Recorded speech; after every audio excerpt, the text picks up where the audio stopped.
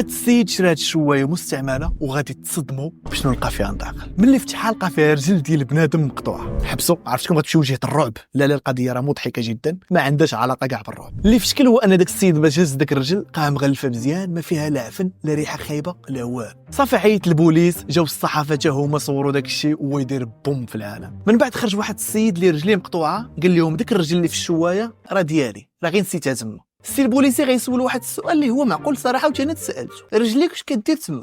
قال لهم باللي طرات لي واحد الحادثه في الطياره وقطعوا لي رجليه في السبيطار، عجز انه يدفنها، قال اجي نخليها في الشوايه. لا حول ولا قوة إلا بالله والله. واللي سطاني كثر هو داك السيد اللي شرا داك الشوايه، ملي ارتاح وعرف باللي داك الرجل ماشي شي جريمه ولا شي حاجه، قرر انه يستغل هذا البوز مزيان. الناس اللي باغا تجي تشوف هاد الشوايه وهذا الرجل اللي ولاو مشهورين بزاف، مرحبا خلص واجي. ايوا حنا تزادينا قباح. من بعد خونا جمع حصيصه مزيانه من هذا الشيء. مول الرجل ملي شاف خونا دخل الصرف مزيان، قال ليه لا سيدي هذا الشيء ماشي معقول، هذيك رجلي انا اللي تما، كيفاش تدخل الصرف على داري؟ بيناتنا القانون.